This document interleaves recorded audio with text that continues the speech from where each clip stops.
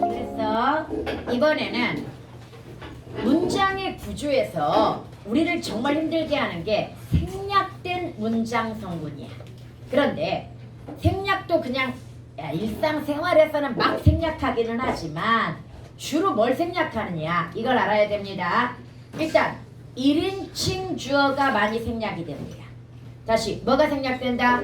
1인칭 주어. 선생님은 어제 이걸 읽을 때 집에 안 가? 이렇게 읽었단 말이야. 앞에를 못 보고 나는을 못 보고 집에 안 가? 그럼 이때는 뭐가 생략된 거야? 2인칭 주어 너가 생략됐겠지. 그래서 좀 전에 질문 나온 거 하나 이야기할게요. 종결 어미는 쌤이 그냥 가볍게 지나간단 말이야. 알아서 내용으로 판단해 그랬는데 애들의 입장에서는 뭐 할 수 있어? 헷갈릴 수는 있어. 평서형인지 의문형인지 명령형인지 아니면은 청유형인지 아니면 감탄형인지 의미로 판단하는 거 맞는데요. 아까 나왔던 질문이 뭐였지? 어? 그러니까 예문이 뭐였지? 어떻게 해줄게요? 내가 너에게 무엇을 해줄게. 이게 있다고 쳐봐. 그럼 이 걔가 지금 종결 어미인 건 알겠어. 문장 끝에 나왔으니까. 그런데 얘가 평서형인지 명령형인지 청유인지 아니면 의문인지 감탄인지 헷갈린단 말이지. 그런데 간단하게 처리하는 방법 가르쳐 줄게요. 여러분 우리가 체언에서 명사 찾기가 힘들듯 이 종결 어미에서 평서형 찾기가 힘듭니다. 얘가 평서형인가? 이렇게 판단하기는 쉽지 않아. 그러나 나머지 찾기는 쉬워. 의문형, 그 다음에 감탄형, 청유형, 명령형을 찾기는 쉬워. 이해갑니까? 그럼 제껴봐. 내가 너에게 무엇을 해줄게가 명령이야? 아니면 감탄이야? 아니면 의문이야? 아니면 청유야? 청유는 반드시 같이 해야 되는 거야. 이해갑니까? 그러면 이런 것들을 다 제끼고 나니까 얘가 뭐라는 결론이야? 평서형이라는 결론이 되는 거야. 그래서 여전히 내용으로 판단하는 거 맞고요. 평서형은 내용이 아리까리하니까 나머지를 다 제껴버리면 되는 겁니다. 뭔 말인지 알겠지요? 그래서 이렇게 판단하고요. 그 다음에 2인칭 주어도 생략하기가 정말 쉽습니다. 다시 1인칭 주어, 2인칭 주어가 뭐다? 생략되기가 정말 쉽고요. 그 다음에 동일 성분이나 단어. 이때 동일 성분이나 단어라고 했을 때 이따가 예문 보면은 나는 뭐 책을 찾으려 도서관에 갔다. 이런 예문이 들어왔다고 쳐봐. 그럼 나는 책을 찾다. 나는 도서관에 가다. 이거잖아 지금. 그럼 이때는 또 왜 생략된 거야? 동일 성분. 주어가 동일하기 때문에 후절에서 생략되었다고 보면 되는 겁니다. 이해갑니까? 이런 것들. 그 다음에 쌤 근데 단어는 무슨 말인가요? 얘는 관형절 때문에 동일 성분이라고 쓰지 않고 동일 단어라고 쓰는 거야. 동일 성분은 뭐가 같아야 돼? 문장 성분이 같아야 됩니다. 다시 동일 성분은 뭐가 같아야 된다? 문장 성분이 같아야 되지만 예를 들어 이런 예문이 한번 있다고 쳐보도록 하자. 키가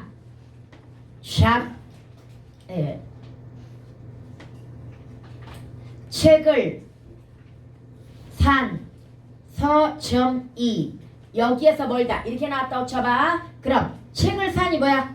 관형절이야. 그리고 여기에서 이 서점이라고 하는 것은 이 문장 내에서 뭐에 해당이 됩니까? 그렇지, 부서죠. 내가 책을 서점에서 사다 이게 될 거란 말이야. 그럼 사실은 책을 산이라고 하는 관형절에는 몇 개의 문장 성분이 생략되어 있어? 2개야. 주어와 그 다음에 뭐가 생략되었어? 서점. 근데 주어가 생략된 이유는 뭐야? 1인칭 주어잖아. 다시 걔는 뭐다? 내가 책을 산 거잖아. 1인칭 주어라서 생략이 된 거고요. 서점은 왜 생략이 되었어? 얘는 관계관형절입니다. 관계관형절은 동일 단어를 생략할 수 있습니다. 이 서점이 여기는 주어잖아. 그래서 동일 성분은 아니다. 다시 얘는 주어인데 이 안에 들어와가지고 뭐야? 부서잖아. 그럼 동일 성분은 아니야. 그러나 서점이라는 동일 단어이기 때문에 뭐 된 거야? 생략이 된 겁니다. 조금 있다가 관형절 중에서 관계관형절과 동격관형절을 배울 텐데요. 관계관형절은 이렇게 뒤쪽의 체연이 이 앞에 관형절 내에 생략된 성분일 때 뭐라고 이야기한다? 관계관형절이라고 이야기하는 거야. 이해갑니까? 그래서 뭐까지 기억해야 돼? 무슨 성분이 생략된 관계관형절인가? 이거야. 그럼 애들이 또 착각해. 책을 산에는 지금 뭐가 생략되어 있어? 내가라고 하는 주어와 그 다음에 책을 산 서점이니까 아니, 서점에서 책을 사다니까 부서가 생략되어 있단 말이야. 그럼 애들은 이렇게 생각해. 주어가 생략되어 있으니까 주어가 생략된 관계관형절이라고도 할 수 있지 않나? 아니요. 관계관형절의 명칭은 얘가 결정하는 겁니다. 이 뒤에 거가 안에 들어와서 뭘 만드느냐야. 그럼 여기는 주어와 뭐가 생략되어 있어? 부서가 생략되어 있지만 얘가 이 안쪽에 들어와서 뭐의 역할? 부서 역할 하니까 부서가 생략된 관계관형절이 되는 거야. 여기까지 해갔습니까? 관계관형절 지금 미리 설명했어. 뒤에 가서 확인만 할 겁니다. 그 다음에 여러분 공유정보나 부정보도 생략이 가능한데요. 문법은 여기까지는 알 필요가 없어. 왜? 공유정보나 부정보라고 하는 건 실제 의사소통에서 쓰는 거야. 다시 어디에서 쓰는 거다? 실제 의사소통에서 쓰는 거다 보니까 문장론에서는 얘가 잘 안 나옵니다. 너 오늘 아침에 무엇을 먹었니? 밥. 이렇게 이야기했다고 쳐봐. 얘들아, 밥은 문장일까요? 아닐까요? 이 밥은 문장일까? 아닐까? 문장 맞아. 너 오늘 아침에 무엇을 먹었니? 이렇게 물었지. 원래 문장이 뭐야? 나는 오늘 아침에 밥을 먹었습니다. 이 문장인데 나머지가 다 공유정보라 뭐 된 거야? 생략 또는 부정보. 부정보는 앞에 나온 내용이라는 얘기야. 앞에 나온 내용을 반복할 필요 있다 없다? 없다라는 이야기입니다. 이해갑니까? 그러나 다시 한번 4번은 뭐다? 언제 쓰는 거다? 실제 의사소통에서 쓰는 거고 문법은 이 정도만 일단 생각해 놓으면 됩니다. 그런데 다시 한번 이거 외에도 일상적으로 생략하고 쓰는 경우가 되게 많다고 그랬잖아. 그래서 아까 이야기했던 나는 책을 샀다. 그럼 애들은 완성된 문장이라고 생각하지만 사실은 원래는 뭐다? 어디에서 누구에게 이러한 필수 성분이 꼭 들어가줘야 된다라고 하는 거. 여기까지 해갔습니까? 그러면 일단 여기까지 이해했고요. 그 다음에 홈문장, 이어진 문장, 아는 문장을 다시 한번 선생님이 조금 더 열거해 놓은 형태니까 읽어보면 되는 거야. 여기에 대해서만 한번 이해합시다. 여러분, 원래 종속적으로 이어진 문장은 전철이 후절 속으로 이동할 수 있다고 가르쳤어. 그런데 요즘은 후절 속으로 이동하면 얘는 뭐가 돼? 부사절이라고 또 가르쳐. 판단하는 방법이 달랐고요. 문제는 이거야. 그러니까 작년까지는 여러분 학교가 뭘 썼어? FAQ라고 하는 책을 쓰면서 FAQ는 이 예시가 되게 많이 나와. 주어 서술어 이렇게 나오면 얘는 뭘로 본다? 연결 어미로 보면서 종속적으로 이어진 문장으로 보고 주어와 서술어 사이에 똑같이 끼면 뭐라고 본다? 부사절로 본다 해가지고 되게 예문이 많이 나왔거든. 그런데 또 여러분 작년에 고고라는 문법책 썼던 거 기억나죠? 거기는 그런 내용이 전혀 또 안 나와.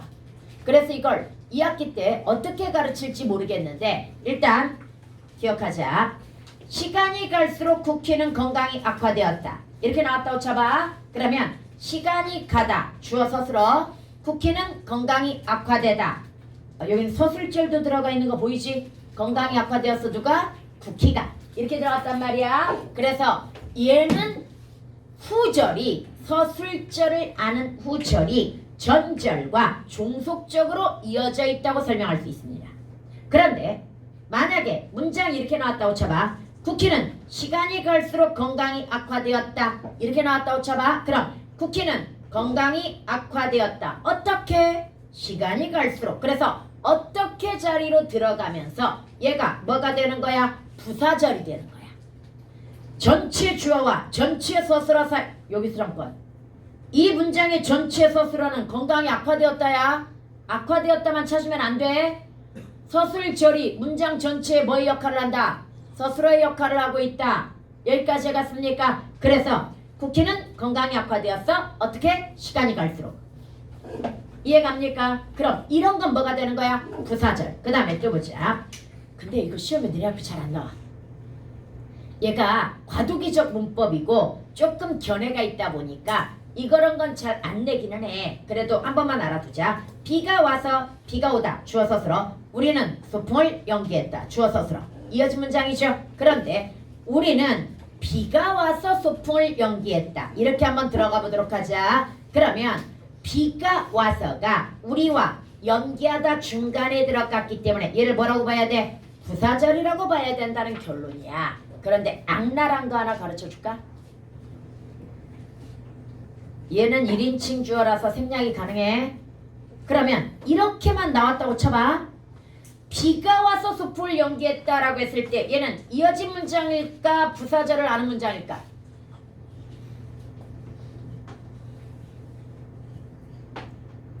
이런 것까지 해야 되나 싶지만 그래도 기억은 하자. 주어 서술어나 수식 비수식은 가까워야 돼. 다시 주어 서술어나 수식 비수식은 뭐 해야 된다? 가까워야 된단 말이야. 그렇다고 한다면 연기했다의 주어는 여기에 들어가는 게 좋을까요? 여기에 들어가는 게 좋을까요? 여기에 들어가는 게 좋습니다. 이해갑니까? 그러면 여기에서 생략되었다고 전제하고 얘는 뭘로 판단하는 게 좋다는 얘기야? 이어진 문장으로 판단하는 게 좋다는 얘기입니다. 이렇게 쓰는 경우가 많기 때문에 가르쳐준 거야. 주어 생략하고 쓰는 경우가 되게 많기 때문에 가르쳐준 겁니다. 뭔 말인지 알겠지요? 그런데 다시 한번 선생님 머리 아파요. 아직 이건 명쾌하게 몰라도 된다고. 왜? 학교에서 어떻게 가르치느냐에 따라서 달라질 수 있는 부분이고 나아가 시험에 내기는 쉽지 않다고. 뭔 말인지 알겠지? 그래서 얘는 이 정도만 이해하면 돼. 다시 예전에는 종속적으로 이어진 문장의 전절이 어디로 들어갈 수 있다? 후절로 들어갈 수 있다. 그러나 여전히 뭐다? 종속적으로 이어진 문장이다. 이렇게 이야기하고 대신 부사절은 고정시켰어. 어떻게 고정시켰냐면 개, 수록, 리을수록 또는 뭡니까? 드시 이런 몇 개의 어미를 부사형 전성 어미라고 치부하고 얘네 들어가는 건 무조건 뭐다? 부사절이다. 그런데 무슨 문제가 발생했을까? 그러면 대전제라고 하는 것에 위배가 돼. 이어진 문장의 전제가 뭐야? 주어 플러스 서술어, 주어 플러스 서술어잖아. 이해갑니까? 아는 문장의 대전제는 뭐야? 전체 주어와 전체 서술어 사이에 뭔가 새로운 주어 서술어가 안겨있는 거잖아. 이게 바로 대전제란 말이야. 그런데 만약에 이렇게 이야기해봐. 시간이 갈수록 그는 예뻐졌다. 이때 시간이 가다 주어 서술어. 그 다음에 그녀는 예뻐졌다. 주어 서술어야. 주어 서술어 주어 서술어인데 이 도록을 부사형 전성 어미로 고정시켜 놓고 얘는 부사절이야. 이렇게 하면 뭐에 위배된다는 얘기야? 이어진 문장의 전제에 위배가 된다는 이야기야. 여기까지 갑니까? 그래서 이런 문제가 발생한 거야 지금. 오케이? 너네 반모음청가 같은 게 나타난 이유가 뭐 때문이라고 그랬어? 사실은 몇 년 전까지만 해도 반모음청가, 반모음 교체, 반모음화 이런 거 안 가르쳤단 말이야. 몇 년 전까지만 해도. 그런데 이게 나타난 이유가 대전제가 바뀌어버렸기 때문이야. 반모음도 뭘로 간주한다? 음은 하나로 간주한다. 이거란 말이지. 그럼 음운 변동에서 교체, 탈락, 첨가 얘네들이 전부 뭐야? 음운 개수 변화가 기준이란 말이지. 옛날에 반모음 첨가라고 안 가르쳤습니다. 이모음 순행 동화라고 가르쳤습니다. 다시 피어가 피여가 되는 게 뭐다? 앞에 이모음 때문에 뭘로 닮아가는 이에 가까이로 닮아가는 여러 변했다 이렇게 가르쳤단 말이야. 그런데 동화는 뭐야? 음운 개수 변함이 없는 교체여야 된단 말이야. 그런데 반모음이 등장하는 순간 음운 개수가 변해버렸기 때문에 얘를 지금은 문법이 바뀌어서 뭐라고 이야기하는 거야? 반모음, 첨가 이렇게 가르치는 거야. 그래서 문법도 대전제가 굉장히 중요합니다. 뭔 말인지 이해가죠? 그래서 여기도 바로 그런 문제야. 이어진 문장과 아는 문장의 정의에 위배되는 문장들이 나타나니까 문제가 되는 거야. 얘를 뭘로 볼 것인지. 오케이? 그 다음 물론 너네들은 관심이 없겠지. 뭘로 보든 알아서 해. 와이. 저기 비가 와서를 부사절로 볼 수 있는 이유가 뭐지? 이해가 안 돼요. 우리는 연기했다. 소풍을. 왜? 비가 와서 라고 해가지고 주어와 서술어 사이에 끼었잖아. 그럼 이거 주어 서술어가 아니잖아. 그러니까 아는 문장으로 봐야 되지. 얘가 아는 문장이면 이 절이 무슨 절이 되는 거야? 부사절이 된다는 얘기지. 왜 자리에 왔으니까. 오케이? 그 다음에 여러분들 넘어가가지고 우리 이제 뭘 보냐면 이거 한번 보자. 각 문장의 절의 종류와 그 절의 문장 성분을 한번 간단히 살펴보는데요. 여기 보니까 절 찾는 방법은 절 표지를 일단 봐야 돼.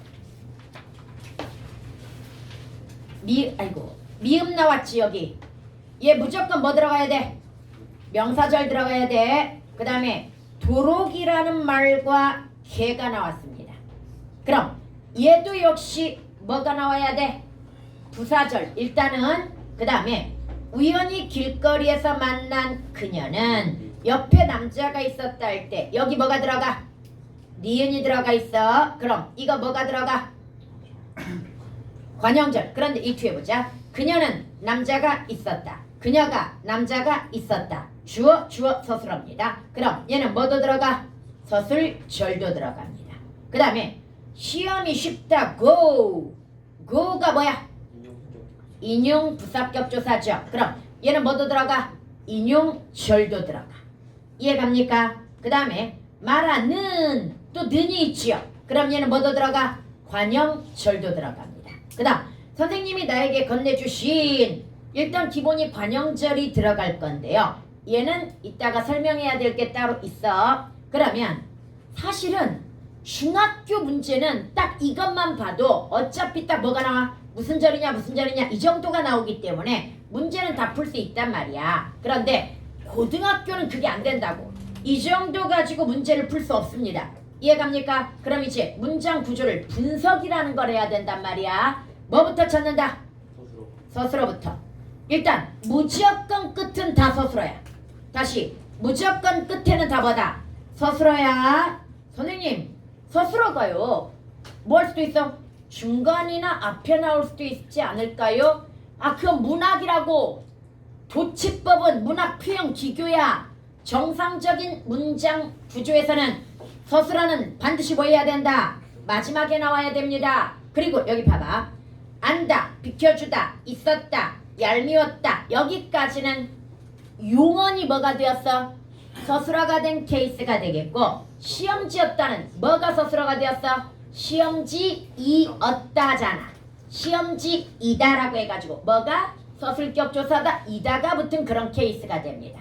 이해갑니까? 그런데 아까 쌤이 맨 처음에 너네 기출 풀어보라고 한 것 중에 서술어 개수 세는 게 있었단 말이야.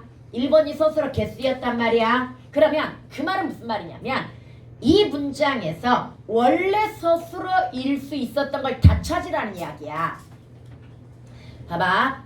우리는 우리의 실력이 불완전함을 안다. 서술어 찾았으면 그 다음에 뭐 찾아야 돼? 주어를 찾아줘야 되거든요. 그런데 안다는 두 자리 서술어입니다. 그 다음에 뭐가 필요합니까? 목적어가 필요하죠. 그런데 목적어 앞에 뭐가 있습니까 지금?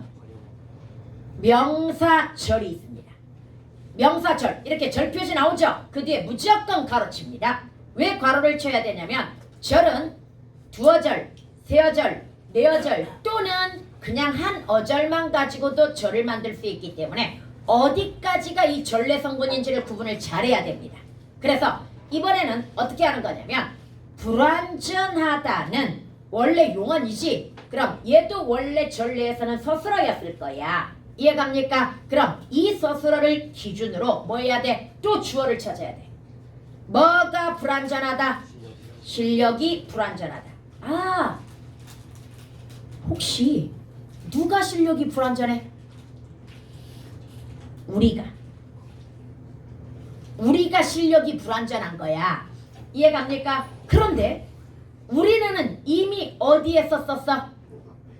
아는 문장의 주어로 썼단 말이야. 그럼 이제 첫 번째 원칙 나왔네요. 아는 문장과 안긴 문장의 문장 성분이 같으면 안긴 문장에서 생략하는 겁니다.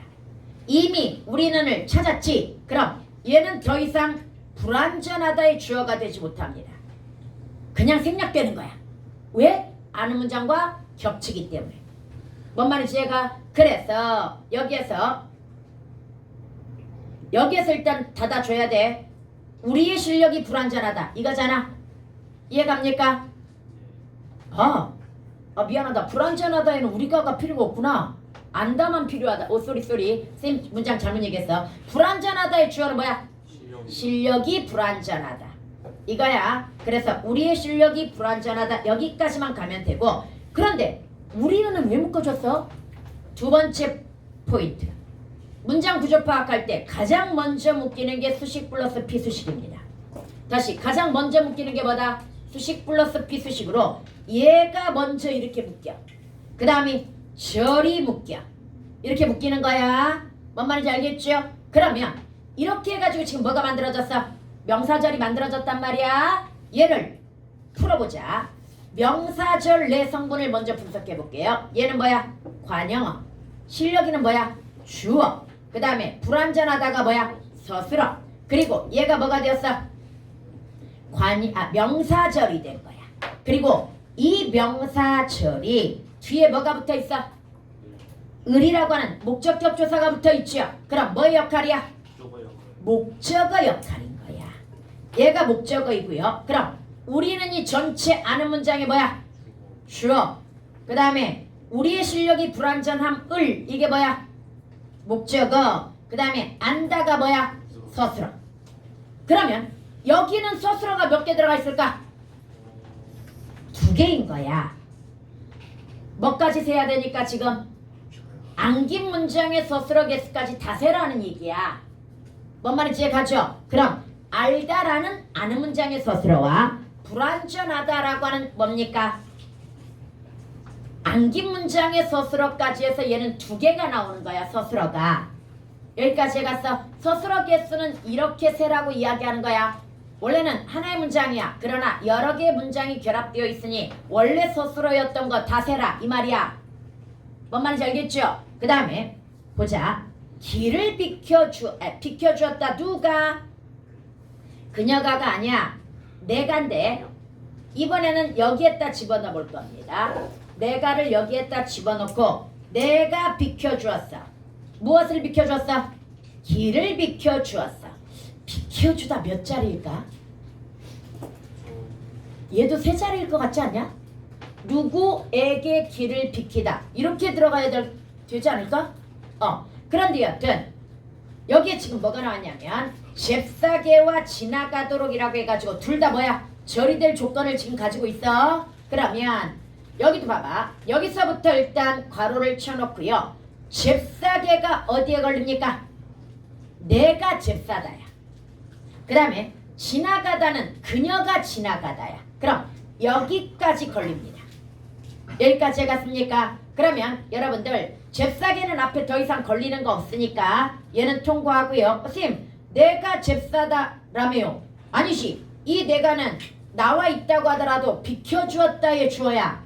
그러면 전례에서는 쓸 수 있어 없어? 전례에서는 쓸 수 없는 거야. 그래서 이렇게 묶는 거야. 그럼 얘도 분석해 볼게요. 그녀가가 뭐야? 주어. 지나가다가 뭐야? 서술어. 여기서 잠깐 혹시 여기 생략된 문장 성분 있을까? 있지. 어디를 지나가다. 원래 목적어가 있어야 돼. 근데 왜? 길을과 동통입니다. 역시. 그녀가 길을 지나가다 이거야. 이해갑니까? 그래서 생략된 거야. 야, 고난이도 문제는 생략된 것도 다 나와. 이것도 잘 판단해야 돼. 그래서 서술어 자릿수가 더 중요해진 거야. 생략된 걸 잘 판단해야 되기 때문에. 그 다음에 잽싸게는 뭐야? 얘는 서술어만 나온 거야. 누가 잽싸? 내가 잽싼 거야. 그러면 얘가 뭐의 역할을 해? 부사절로서 부사의 역할을 해주는 거고요. 얘도 역시 부사절로서 뭐의 역할을 해주는 거야? 부사의 역할을 하는 거야. 그래서 와 이거는 뭔가 의문 있는 눈빛인데? 아니야? 그러면 여기는 부사절만 몇 개 나타났어? 2개 나타났고요. 부사 플러스 뭐다? 길을 목적어 플러스 비켜주었다. 서술어이거든요. 문제는 이 부사어들이 필수 부사어입니까? 그건 아닙니다. 다시 길을 비켜주었다 해서 꼭 필요한 부사어가 있다면 누구에게? 여기는 뭘 것 같아? 그녀에게 길을 비켜준 거지. 뭔 말이지 얘가? 이 정도. 나머지는 사실 없어도 되는 그러한 수의적 부사에 해당이 됩니다. 그런데 여기서 잠깐. 그럼 여기는 서술어가 몇 개일까? 3개인 거야. 전래의 서술어가 2개가 있지. 그 다음에 어디에 있어? 비켜주었다라고 하는 아는 문장의 서술어가 있지. 오케이. 그 다음에 남자가 있었어. 누가? 그녀가. 그럼 여기도 역시 뭐야? 서술절이니까 가로쳐야 되겠지. 그 다음에 그녀는 그럼 다시 한번 이 전치의 서술어는 사실 이거였던 거야. 남자가 있었다. 누가? 그녀가. 주어 서술어 이제 찾았어. 이때 옆에는 당연히 애 붙었으니까 뭐야? 부서가 되겠지. 그런데 어떤 그녀야? 만난. 이때 만난도 무조건 관형사 절이니까 뒤에다 가로쳐야 되겠지. 근데 이 만나다가 어디까지 걸리는지 봐야 되겠지. 만나다 주어 찾아봐. 내가 누구를 만났어? 그녀를 만났어. 어디에서 만났어? 길거리에서 또는 우연히 둘 다 부사어인데요. 얘네는 필수야 아니야? 아니야. 만나다는 2자리 서술어입니다. 내가 누구를 만나다? 그럼 끝납니다. 그럼 여기까지가 다 우연히 길거리에서 만나다 이렇게 걸리잖아. 이해갑니까? 우연히 있었다야? 아니야. 우연히 만나다야. 그러면 여기서 또 팁 하나. 여러분 부사는 문장 부사가 있다 보니까 위치 이동이 자유롭습니다. 그러다 보니 이 부사가 지금 안긴 문장의 서술어를 꾸며주고 있는 건지 전체 문장의 서술어를 꾸며주고 있는지 애매할 때가 있거든요. 이때는 봐봐. 일단 말이 되는 걸 먼저 찾아야 돼. 금방 쌤이 뭐라고 했어? 우연히 만난 거야? 우연히 있었던 거야? 이렇게 물었잖아. 근데 이 문장상 뭐가 말이 돼? 우연히 만나다가 말이 되니까 얘는 뭐가 된 거야? 관형절래 성분이 된 거야. 그런데 가끔은 둘 다 말이 되는 경우가 있어. 그가 진정 진실했기를 우리는 바랐다. 우리는 그가 진정 진실했기를 우리는 진정 그가 진실했기를 바랬다. 이때 진정이 진실하다를 꾸며주는 건지 바라다를 꾸며주는 건지 둘 다 말이 된단 말이지. 그럼 일단 가까이에 있는 걸 꾸며준다고 생각을 하면 됩니다. 경제성의 원칙에 의해서 수식과 피수식도 가까워야 되거든요. 이해갑니까? 그러나 일단은 호응을 시켜봐야 돼. 어느 서술어하고 호응이 되는지. 뭔 말인지 알겠지? 그럼 여기에서 이제 분석을 해보자. 우연히가 뭐야? 부사어. 희가 붙어서 그 다음 길거리에서 뭐야? 역시 부사격 조사 붙어서 부사어. 그 다음에 만나다가 뭐야? 서술어. 얘는 이 그녀를 만나다 했으니까 목적어가 생략된 관계관형절인 거야. 여기까지 갔습니까? 그 다음에 얘가 뭐 역할을 하고 있어? 관형절로서 관형어 역할을 하고 있습니다. 그런데 이 관형어가 뭘 꾸며줘? 그녀를 꾸며주고 있죠. 그런데 그녀가 뭡니까? 주어 역할을 하고 있죠. 그 다음에 여기에서 남자가 있었다가 주어 플러스 서술어 관계로서 뭐 역할을 해줍니까? 문장 전체에 서술어 역할을 해줍니다. 그리고 옆에가 뭡니까? 부사어입니다. 그럼 얘는 아는 문장이 지윤아 너 졸았지 지금? 저런 뒤지. 얘들아 지금 들어도 그리고 나중에 한번 더 들어. 그래야 완벽해져. 이거 지금 너네가 들어도 엄청 헷갈리잖아. 그래서 연습 뒤지게 많이 시키는 거야 이거. 다시 그녀는 옆에 남자가 있었다. 이거 아는 문장 관형어 플러스 주어 플러스 부사어 플러스 서술어야. 그럼 여기는 서술어 개수가 몇 개야? 그래서 아까 다 틀린 거야. 2개라고 해서 만난 서술어지. 그 다음에 있었다 서술어지. 그 다음에 남자가 있었다 서술어지. 서술절 서술어도 찾아내야 될 거 아니야. 이해갑니까? 그래서 3개인 거야. 아까 나왔던 문제에서 서술절이 들어가 있는데 애들이 그걸 못 찾은 거야. 오케이? 여기 서술어 3개야. 그 다음에 얄미웠다. 누가 얄미웠어? 그 녀석이 얄미웠다. 이거야. 여기에서 선생님이 그 녀석이를 한꺼번에 찾은 이유, 이 정도는 구로 처리해도 된다고 이야기했잖아. 그래서 다시 한번 그 녀석이 얄미웠다. 몹시가 부사부서인 건 알죠? 그런데 어떤 녀석이야? 말하는 이거야. 여러분이 항상 느끼는 거지.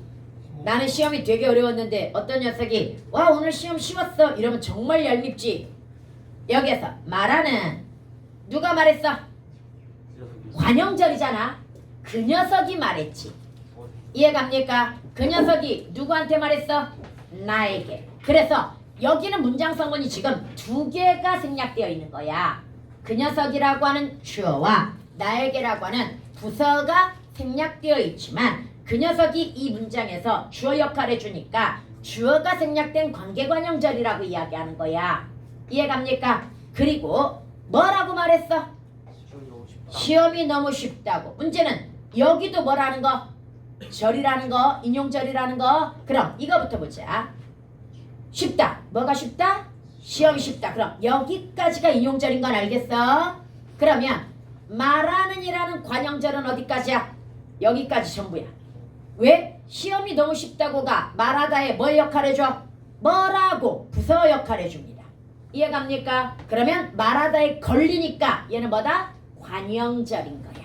그럼 이제 분석 한번 해보도록 하자. 여기에서 시험이가 뭐야? 문장 성분이 주어, 너무가 뭐야? 부서, 쉽다가 뭐야? 서술어. 얘가 합쳐져서 뭐가 되었어? 인용절. 인용절은 문장 성분이 뭐야? 부사어. 이해갑니까? 그리고 말하다가 뭐야?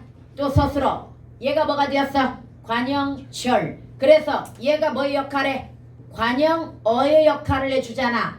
이해갑니까? 그리고 그 녀석이가 뭐야? 주어죠. 몹시가 뭐야? 부서죠. 그 다음에 얄미웠다가 뭐야? 서술어죠. 서술어 몇 개? 세 개지. 얘 하나, 얘 하나, 그 다음에 얄미웠다 하나. 뭔 말인지 이해갑니까? 그럼 선생님이 지금 서술어 개수 세는 이유가 뭘까? 이것도 알아야 돼. 서술어 개수가 곧 문장 개수라고 생각하면 됩니다. 이건 몇 개의 문장으로 구성이 되어 있다? 세 개의 문장으로 구성된 하나의 문장이다라는 뜻이기도 합니다. 뭔 말인지 이해가죠? 그 다음에 선생님이 나에게 건네주신 것은 기출시험지였다. 아까 쌤이 시험지였다 정도만 찾았지만 사실 서술어 여기까지 찾아야 되는 거 알지? 기출시험지였다는 보통은 뭡니까? 수식, 피수식. 이건 치연 단독관용어잖아. 이 정도는 하나의 문장 성분으로 처리해도 괜찮습니다. 기출시험지였다 이랬단 말이야. 그래놓고 주어 찾아. 주어 어디? 선생님이가 기출시험지야? 그렇지. 건네주신 것은. 그런데 봐봐. 얘는 의존명사야. 것은 기출시험지였는데 얘가 의존명사란 말이지. 의존명사는 단독으로 문장 성분을 만들 수 있다 없다? 없어. 그럼 앞에 반드시 뭐가 있어야 돼? 관형어가 있어야 되는데 문제는요. 이 관형어가 뭘로 나왔다는 사실이야? 관형절로 나왔다는 게 문제야. 그리고 관형절이 좀 짧으면 그냥 분석 무시하고 넘어가 버리면 되는데 이 관형절은 되게 길어. 건네주시다에 걸리는 거. 선생님이 나에게 건네주다야. 무엇을? 원래는 것이 여기로 들어와야 되겠지만 이 것에 해당되는 게 뭐야? 기출시험지야. 그래서 선생님이 나에게 기출시험지를 건네주다라는 원래 문장이야. 여기까지 해갔습니까? 건네주다도 수요동사니까 몇? 세 자리 서술어지. 그래서 나에게 필수, 기출시험지를 필수. 이해갑니까? 건네주다. 그럼 여기서 선생님이가 뭐야? 주어. 나에게가 뭐야? 부서. 건네주다가 뭐야? 서술어. 얘가 뭐의 역할? 관형절의 역할. 그래서 뭐가 되었어? 관형어가 되었고 그리고 이게 뭐하고 결합되어 가지고 의존명사하고 결합되어 가지고 얘를 합쳐서 뭐가 된 거야? 주어가 된 거다. 이 문장의 전체 주어 뭐야? 선생님이 나에게 건네주신 것은 서술어가 뭐야? 기출시험지였다. 끝. 이해갑니까? 얘는 주어와 서술어로만 이루어져 있습니다. 여기까지 갔습니까? 그러면 여러분들 여기에서 이제 몇 가지만 더 정리한 다음에 우리가 문제를 풀 건데요. 그러기 전에 우리 기출문제 한 문제만 좀 보고 오도록 할까? 기출문제 중에 쉬운 걸로 봐줄게요.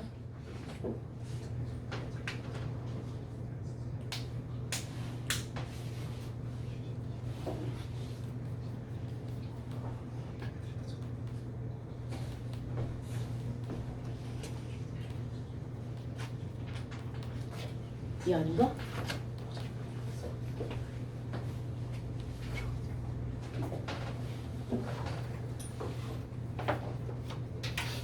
아씨, 아까 찾아놨던 걸 왜 또 바꿔가지고 엉망이 된 거지?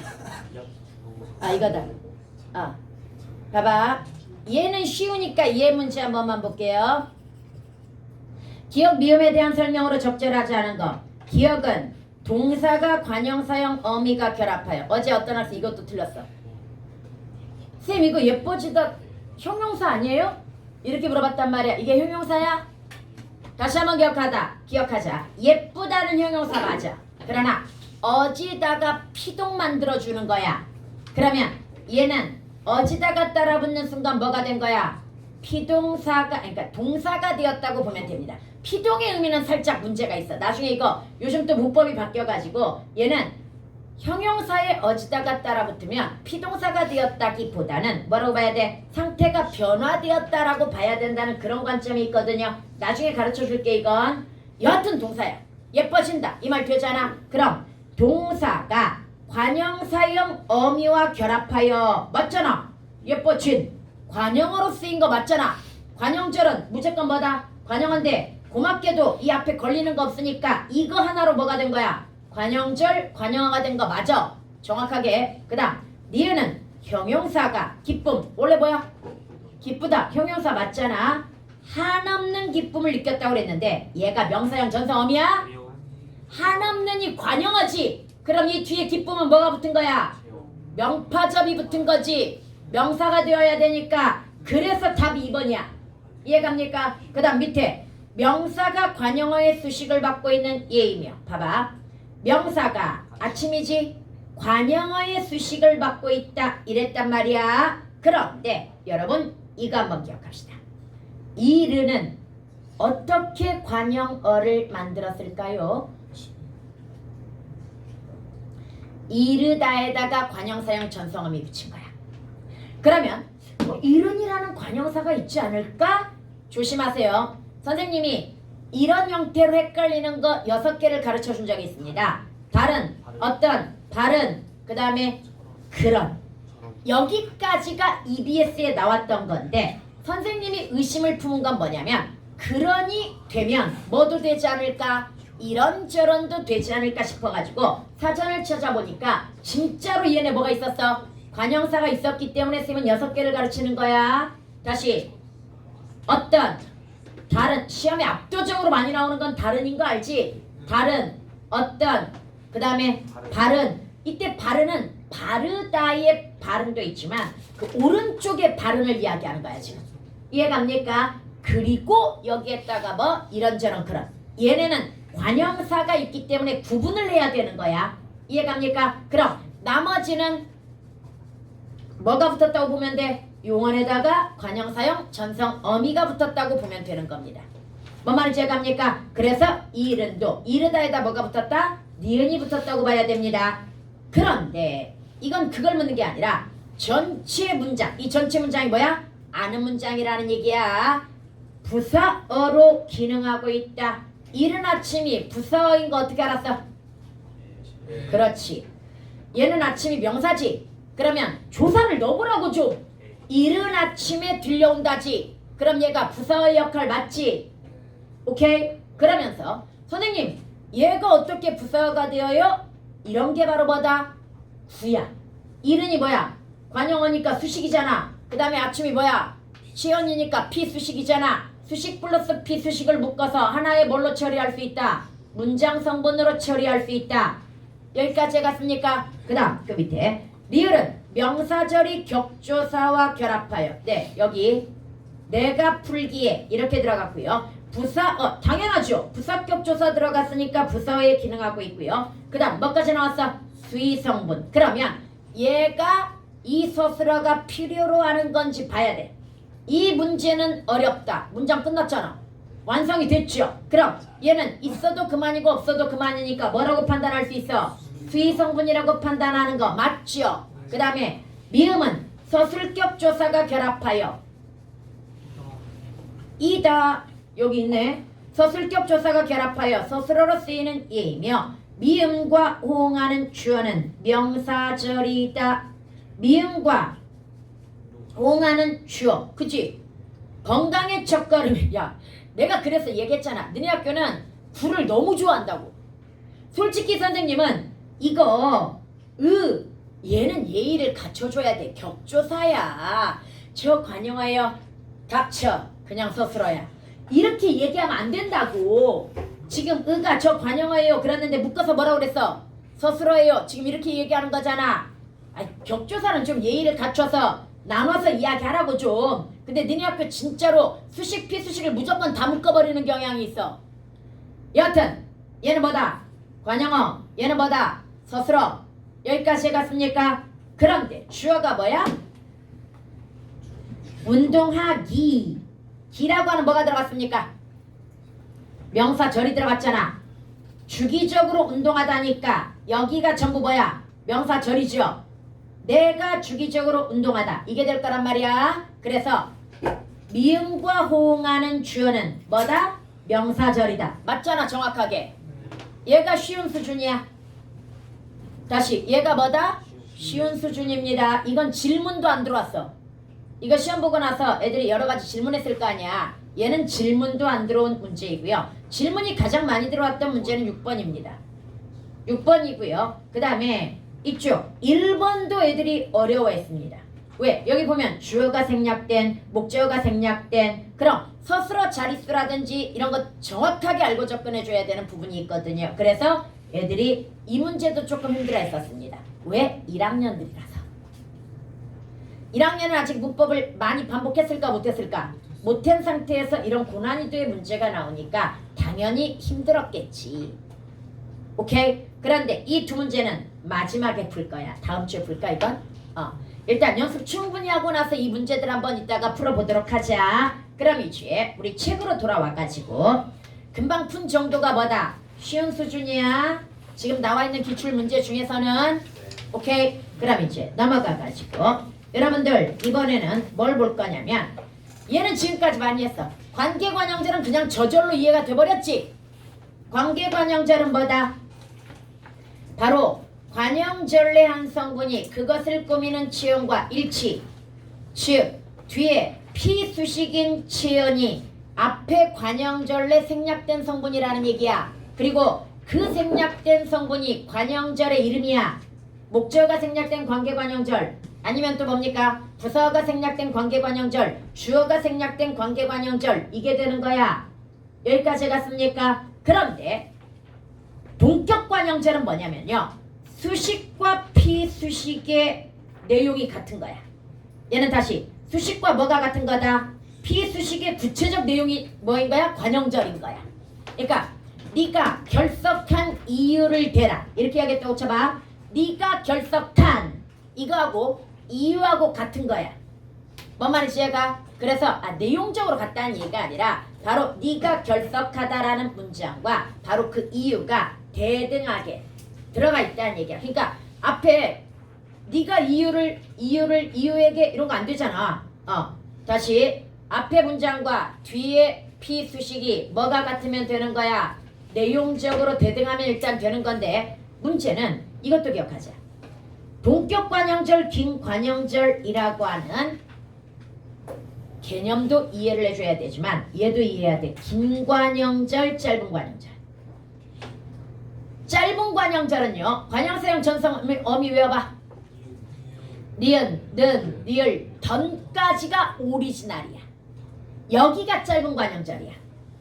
예쁘던 그럼 이거 뭐야? 짧은관형절입니다. 그런데 그거 말고 다고 하는, 라고 하는, 쥐하고 하는, 니하고 하는 얘네가 줄여서 뭐가 되었어? 다는, 라는, 쥐하는, 니하는 이런 게 되었지. 이게 따라붙으면 긴관형절이야. 다시 다는 이 계열이 따라붙으면 뭐다? 긴관형절이라고 이야기합니다. 그냥 용어만 알아둬. 대신 여러분 학교에서 시험에 나왔던 건 바로 이겁니다. 건물이 무너진 사고가 답으로 나온 적이 있단 말이야.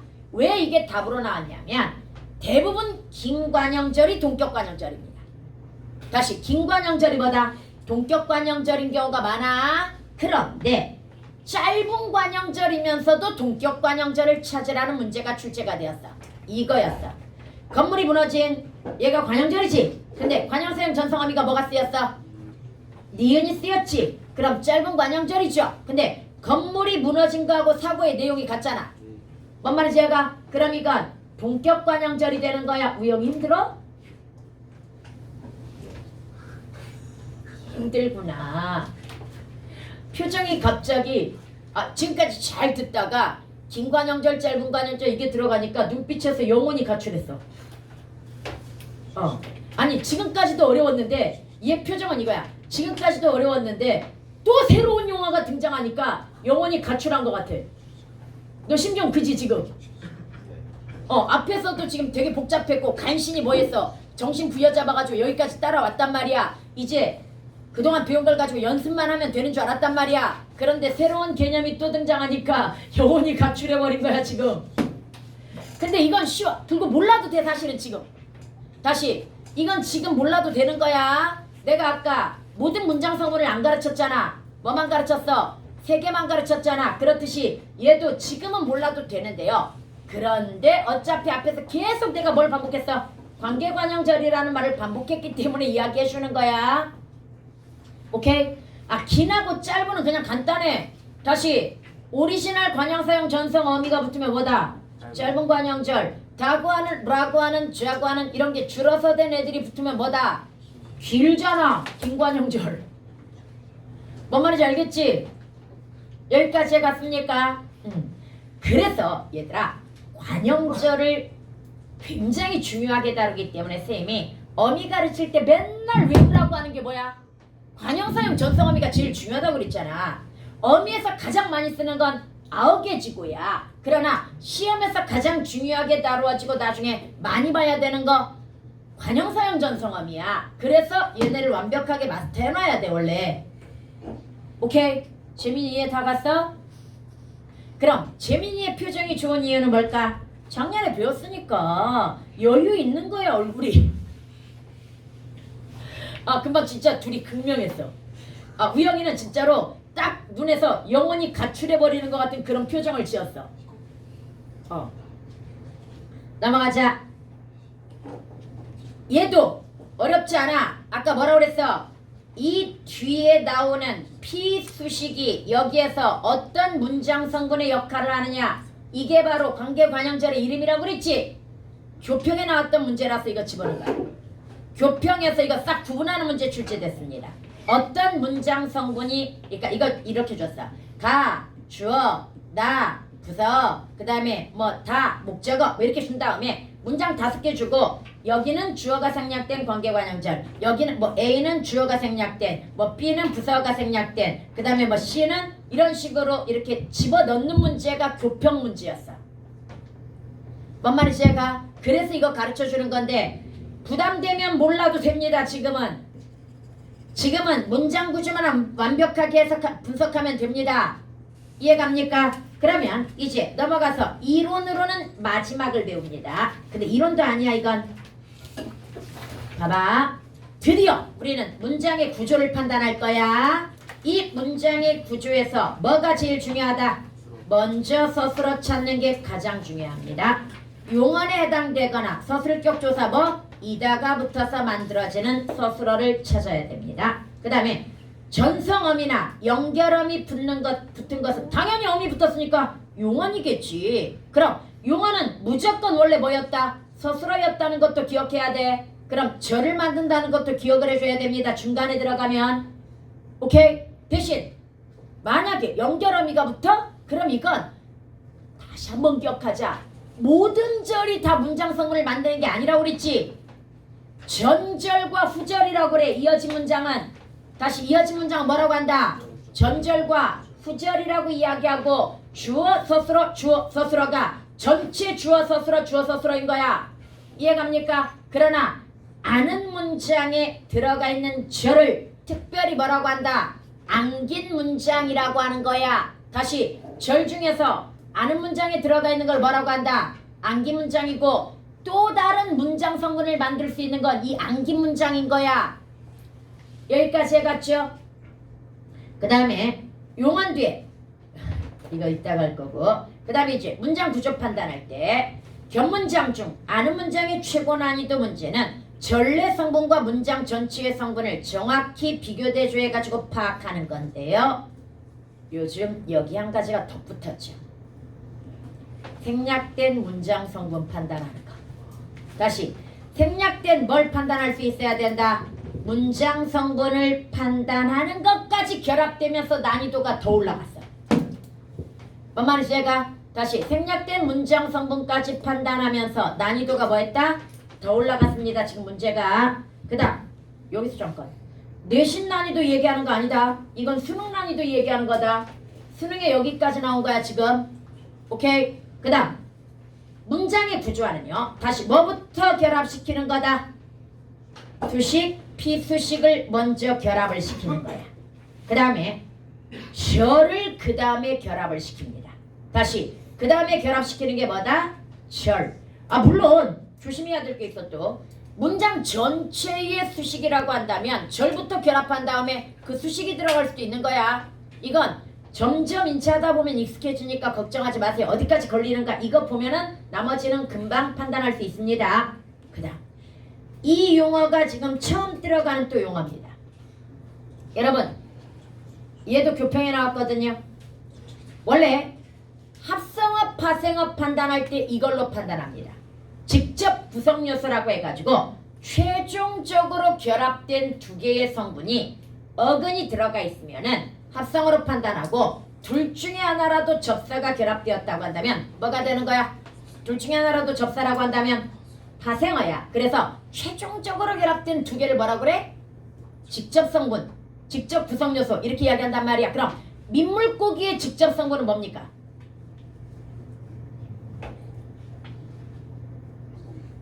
애들이 민과 물고기라고 생각하는 경우가 진짜 많아. 왜? 물고기의 임팩트가 강하니까. 그런데 선생님이 항상 하는 얘기 있어. 양쪽에 단어가 다 있으면 뭐다? 순서대로 더해줘야 된다고 이야기했지. 민물도 있고 물고기도 있어. 그럼 앞에서부터 묶어야 됩니다. 민물을 먼저 묶어야 됩니다. 그럼 민물은 파생어일 겁니다. 그리고 이 파생을 통해 최종적으로 뭐가 나오는 거야?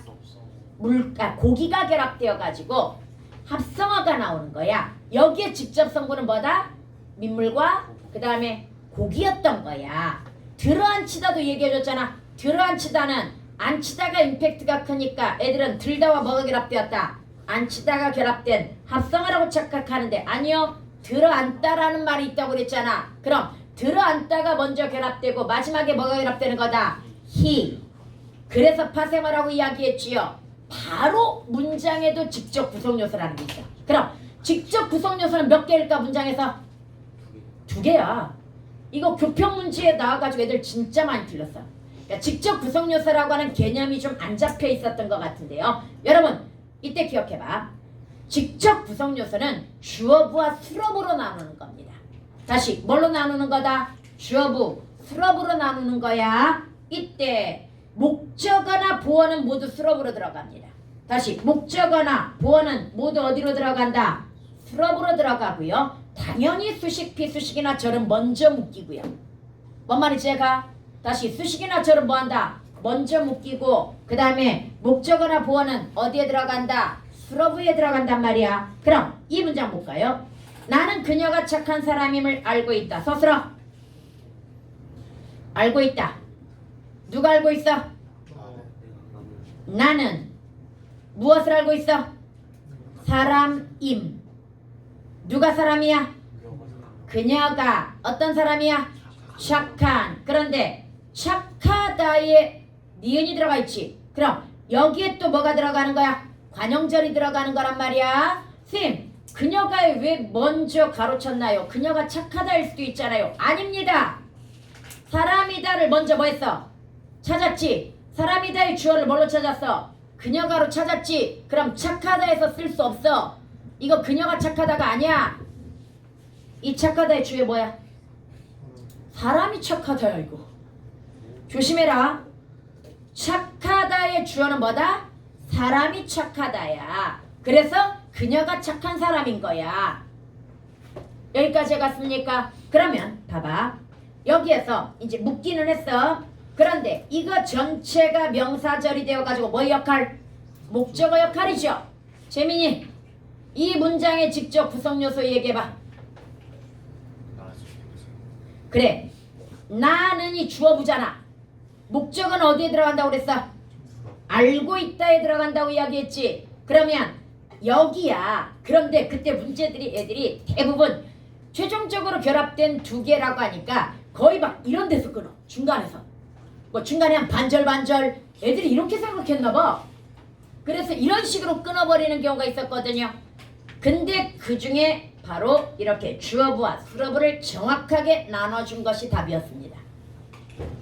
그런데 목적어나 보어는 어느 쪽으로 들어가는 거다? 수어부에 들어가는 것이라고 하는 거.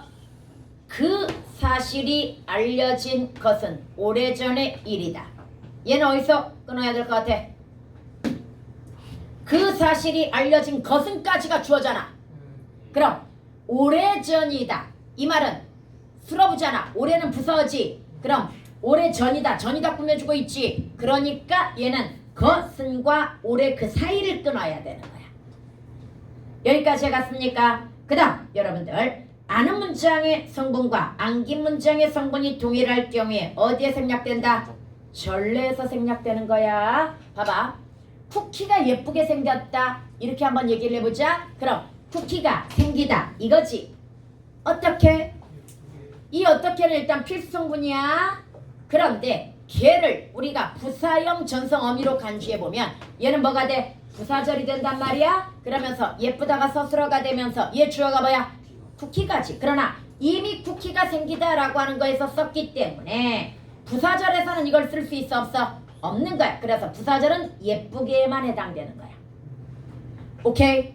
그러면 이런 원리를 이용해가지고 여러분들은 지금부터 이걸 아는 거야. 일단 앞에 17개만 하자. 한꺼번에 어제 시켰던 얘들이 질려버리더라.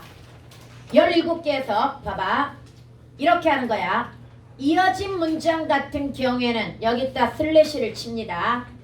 이 슬래시가 이어진 문장이라는 표시야. 이해갑니까? 그냥 여기서 원래 그렇다는 게 아니라 여기서 이어진 문장은 슬래시를 쳐놓고 그 다음에 어미가 뭐냐에 따라서 절이나 이어진 문장의 종류가 달라지겠지요. 그래서 여러분들은 여기에 들어간 이어진 문장이나 또는 절이 있다고 한다면 그 종류가 뭔지를 찾으면 돼. 일단 그러면 여기는 밑에 걸로 한번 해볼게. 어머니는 아버지께서 다시 돌아오신다는 사실을 숨기셨다. 서술어가 뭐야? 숨기셨다. 누가 숨겼어? 어머니가. 무엇을 숨겼어? 사실을. 하나 더 필요해. 숨기셨다. 세 자리야. 누구에게 숨겼어가 필요하잖아. 우리에게. 지금 얘는 필수 부사가 생략되어 있는 거다. 이해갑니까? 그런데 사실 어떤 사실? 돌아오신다는에 뭐가 들어가 있어? 관형사형 전성 어미격이 들어가 있지. 지금 이 다는 니은다는 긴관형절이잖아. 이해갑니까? 그러면서 얘 긴관형절이면서 사실의 내용과 같으니까 동격관형절인 거 알겠지요? 이것까지 찾을 필요 없어. 그냥 여러분은 뭐만 찾으면 돼? 관형절이 들어가 있구나. 이것만 찾으면 돼. 하나 더 해야 돼. 이 연습이 중요하거든요. 관형절이 어디까지인가를 찾아야 돼. 그래서 괄호까지 쳐. 딱 2개만 하세요. 많이 하려고 하지 말고 무슨 절이 들어가 있고 그 절이 어디까지인가. 돌아오다의 주어가 뭐야? 그러면 어디부터가 관형절이야? 아버지께서 다시 돌아오신다는. 그리고 얘가 무슨 절이다? 관형절이다. 여기까지만 찾으세요. 여러분들은. 뭔 말인지 알겠죠? 지금부터 17개 잽싸게 합니다.